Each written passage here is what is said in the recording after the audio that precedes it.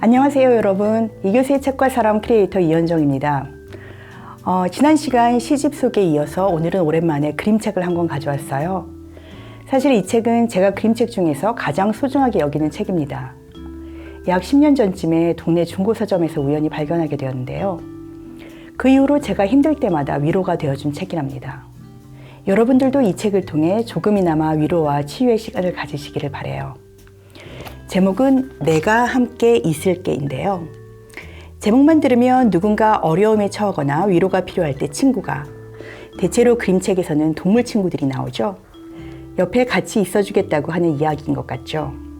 하지만 이 책의 내용은 그런 예상할 만한 스토리와는 조금 다릅니다. 글을 쓰고 그림을 그린 볼프 에를부르흐는 1948년 독일에서 태어났고 그래픽 디자인을 공부했습니다. 인류 역사상 최대의 전쟁이자 최악의 전쟁으로 평가받는 2차 세계대전. 그 중에서도 패전국인 독일에서 태어났으니 어린 시절의 분위기는 심상치 않았을 것 같네요. 볼프 에를부르흐는 오랫동안 광고와 잡지에 그림을 그리다가 1980년대부터 어린이책 작가로 활동하기 시작했는데요. 누가 내 머리에 똥 쌌어로 전 세계에 널리 알려져 있습니다. 이 책은 아마도 집에서 아이를 키우시는 분들은 한 번쯤 보셨을 거예요. 그리고 옴기니인 김경현 선생님은 서울대에서 독일 아동 및 청소년 아동문학 연구로 문학박사 학위를 받으신 뒤 독일 프랑크푸르트 청소년 문학연구소에서 연구하신 분입니다. 책 먹는 여우라고 들어보셨죠? 이 책도 번역하셨네요. 그럼 이제 책으로 들어가 볼까요? 이 책은 하드커버로 되어 있고요. 색은 미색이라고 해야 되나요? 조금 어두운 미색이에요. 모양은 정사각형에 가까운 직사각형인데 각면이 25cm 정도 되고요. 앞표지와 뒷표지를 함께 펼쳐보면 앞에는 날씬한 오리 한 마리가 하늘을 쳐다보고 있고 뒤에는 자줏빛 튤립이 비스듬히 서 있어요. 이 책의 독일어 원제가 엔터, 토트, 온트, 툴퍼인데요. 지역하면 오리, 죽음, 그리고 튤립이에요. 원제도 좋지만 우리말 번역 제목인 내가 함께 있을게도 나쁘지는 않은 것 같아요. 표지에는 오리와 튤립이 그려져 있어요. 보시다시피 저자는 종이를 오려서 붙인 꼴라주 기법으로 그림을 표현하고 있는데요. 그래서인지 미색 바탕의 그림들이 더 입체적으로 느껴집니다. 그럼 이제 책 안으로 들어가 볼까요?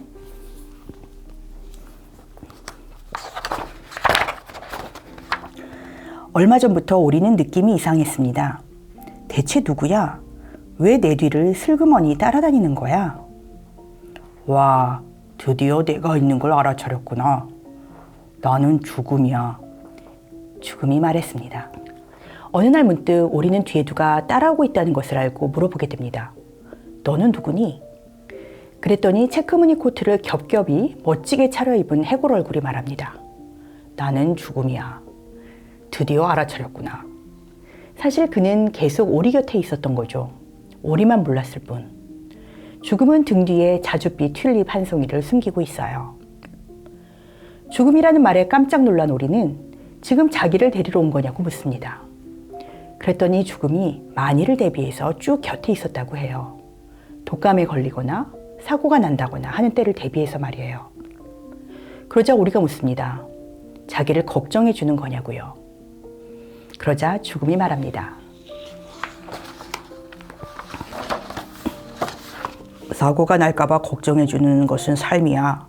삶은 감기라든가 너희 오리들이 당할 수 있는 모든 일을 걱정하지. 한 가지만 예를 들게. 여우가 나타났다고 생각해봐. 오리는 그건 절대 생각하고 싶지 않았습니다. 오소소 소름이 돋았습니다. 사고가 날까봐 걱정해주는 것은 삶이야 라는 문장은 잠시 음미해볼 가치가 있어요. 생각해보면 우리의 삶은 늘 걱정으로 가득 차 있습니다. 혹시라도 병에 걸리면 어쩌나, 사고가 나면 어쩌나, 이번에도 취직을 못하면 어쩌나, 시험에서 실패하면 어쩌나. 이렇게 늘 걱정을 하는 까닭은 혹시라도 삶이 순조롭게 잘 지속되지 못할까 두렵기 때문이에요. 우리는 늘 불안과 두려움 속에서 살고 이처럼 삶은 걱정으로 가득 차 있습니다. 그렇지만 죽음은 불안과 두려움이 없는 세계예요. 살아있지 않다면 불안이나 두려움은 가질 이유가 없죠. 따라서 이렇게 말해볼 수도 있겠네요. 삶은 걱정을 하지만 죽음은 걱정하지 않는다. 저는 최근에 장례식장에 갈 일이 2번 있었는데요. 생각보다 너무 이른 죽음이어서 그랬는지는 몰라도 장례식장에 온 친구들이 그런 이야기를 하더군요. 저렇게 죽을 걸 뭘 그리 아등바등하고 살았는지 모르겠다라고요. 평균 수명이 80, 90세에 이르는 오늘날 우리는 앞으로도 한참 동안 살아있을 거로 생각하고는 늘 바쁘고 정신없이 삽니다. 매일같이 아직 닥치지도 않은 일에 대한 걱정만 가득하면서요. 그런데 만일 죽음이 그리 멀지 않은 곳에 어쩌면 우리 곁에 항상 있다고 생각한다면 어떨까요? 지금 짊어진 걱정 중 상당 부분은 좀 가볍게 무시해버릴 수도 있지 않을까요? 조금은 더 중요한 일에 내 소중한 시간과 마음을 쓸 수 있지 않을까요? 시간이 흐르면서 자연스럽게 오리와 죽음은 친구가 됩니다. 둘은 함께 연못에 가기로 해요. 잠시 후 죽음은 자맥질을 그다지 좋아하지 않는다고 고백할 수밖에 없었습니다. 미안, 난 이 축축한 곳에서 나가야겠어.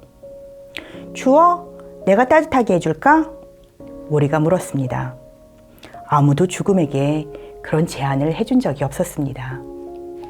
친구가 된 오리와 죽음은 함께 연못에 가지만 막상 죽음은 오리와는 다른 취향이었어요.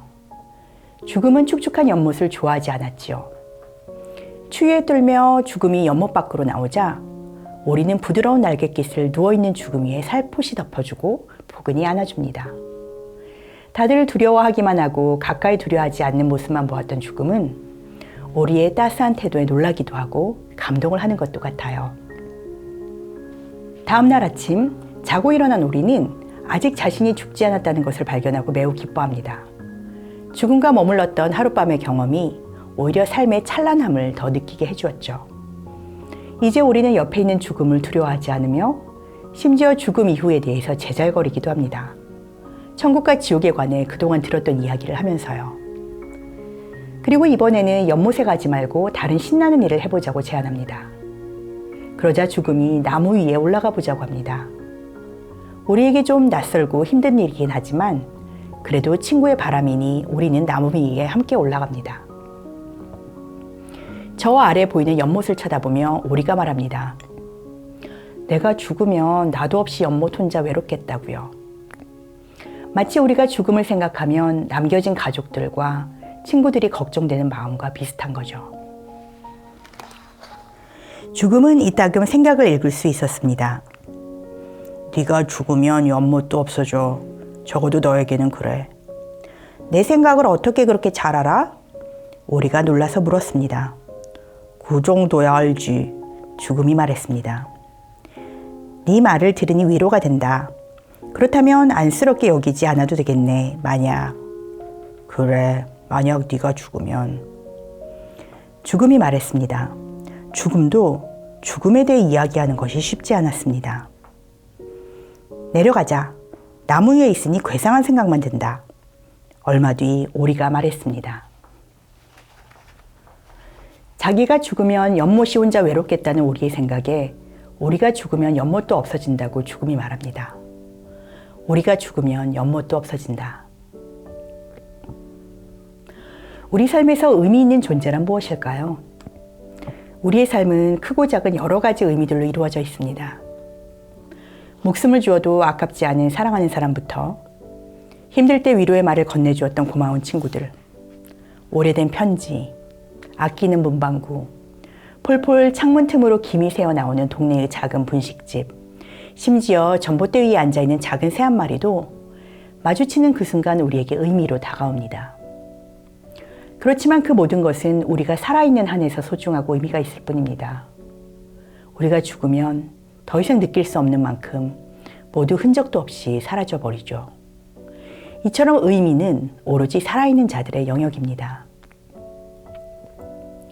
자세히 보면 이 장면에서 커다란 검은 까마귀가 한 마리 등장합니다.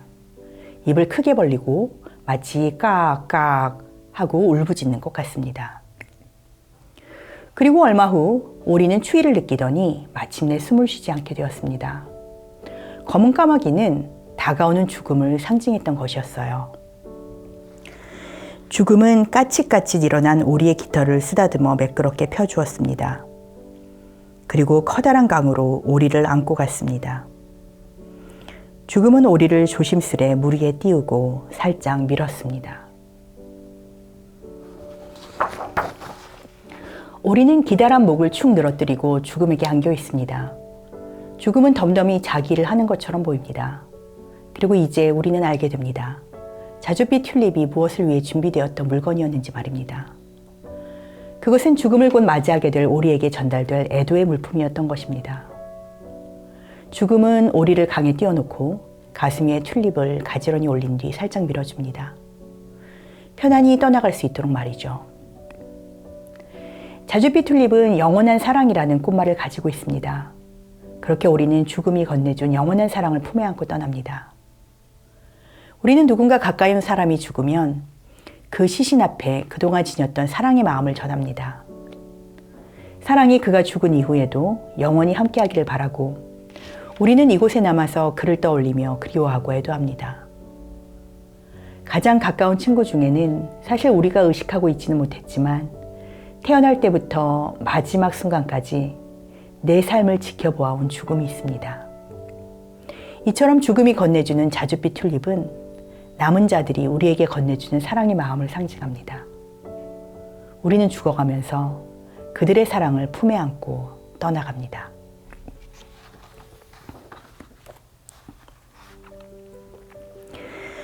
죽음은 오랫동안 떠내려가는 오리를 바라보았습니다.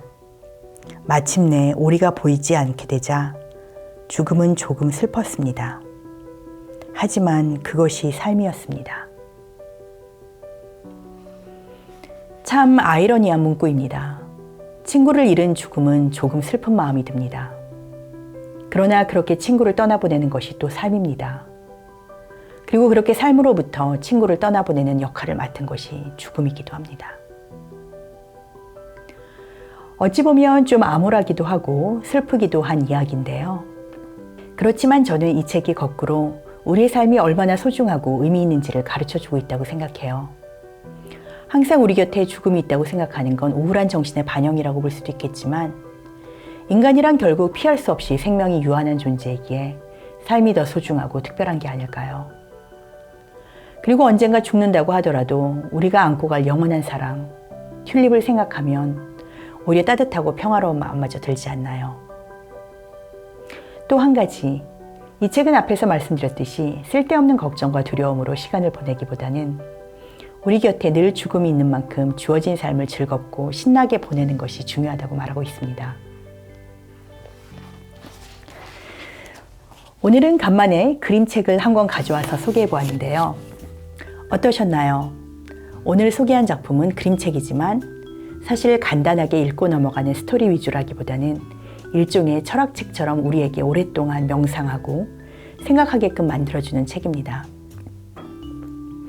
웅진 주니어에서 나온 어린이를 위한 책이지만 어찌 보면 어린이뿐 아니라 어른을 위한 그림책이라고도 할 수 있어요. 오늘 영상이 좋으셨다면 좋아요, 구독, 알림 설정 부탁드리겠고요. 저는 다음 시간에 또 좋은 책을 가지고 여러분을 만나 뵙도록 하겠습니다. 그럼 오늘은 여기까지 하겠습니다. 안녕히 계세요.